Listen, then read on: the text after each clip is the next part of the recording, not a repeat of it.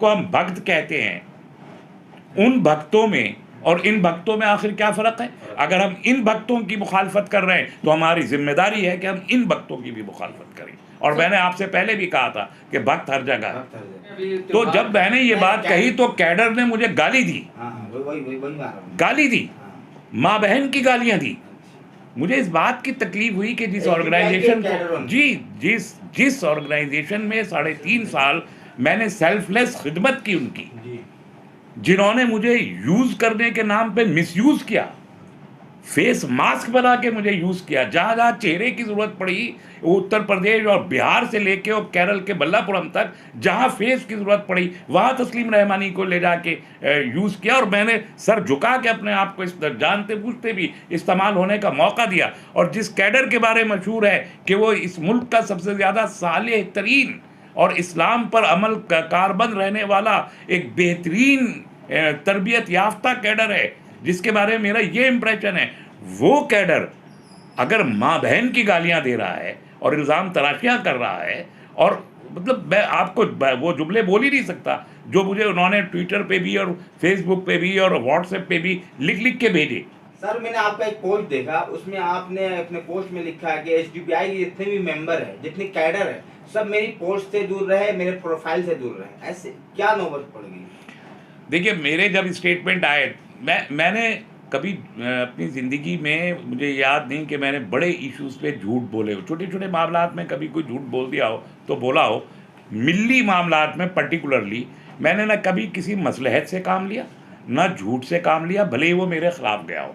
मैंने खुल के बात किया, खुल के करता हूँ। मैंने जब ये स्टेटमेंट दिया कि पीएफआई पे स्टेटमेंट बैन के कोई मीनिंग नहीं है अगर आप पॉलिटिकल जो उनके आउटफिट है उनको आप चेक नहीं कर रहे, क्योंकि इम्प्लीमेंटिंग पार्ट एक्चुअल वही होता है। इसलिए मैंने कहा बैन की पॉलिटिक्स ही गलत है। आपने आरएसएस को बैन किया और बीजेपी को बैन नहीं किया, तो आरएसएस का पूरा जो बेसिक कैडर है वो तो बीजेपी में ही है, तो आरएसएस के बैन का कोई मतलब ही नहीं रह गया।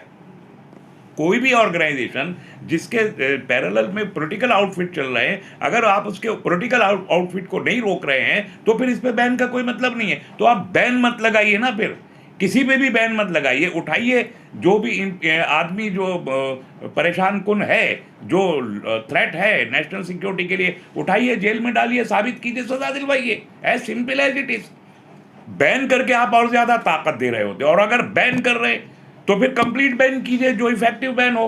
तो आप अगर बैन को पॉलिटिकल कॉमोडिटी बना रहे हैं और उससे पॉलिटिकल माइलेज लेना चाहते हैं बैन के जरिए, तो वही मैंने बिल्कुल शुरू में कहा, फिर आप नेशनल सिक्योरिटी थ्रेट को लेके सीरियस नहीं हैं। फिर आप अपनी पॉलिटिक्स को साधने के लिए 2 दिन की अपनी सत्ता को आप साधने के लिए आप किसी ऑर्गेनाइजेशन को बैन करने का नाटक कर रहे हैं। और फिर इसी कह देता है कि साहब नहीं, इनका तो कोई ताल्लुक नहीं है, तो फिर मैं तो चुप ही हो जाऊंगा। फिर मैं क्या कह सकता हूँ? अगर ईसी बोल रहा है और मैं उसे चैलेंज करने की पोजीशन, मैं क्यों इसरार करूँ? कल ईसी खुद ही कह देगा अगर उसको कहना है। 5 साल के लिए बैन है, 5 साल में सरकार बदल जाएगी, दूसरी सरकार आएगी, पता नहीं कंटिन्यू करेगी नहीं करेगी। 6 महीने में ट्रिब्यूनल क्या करेगा पता नहीं। तो जब मैंने ये बात कही तो कैडर ने मुझे गाली दी, गाली दी, माँ बहन की गालियां दी।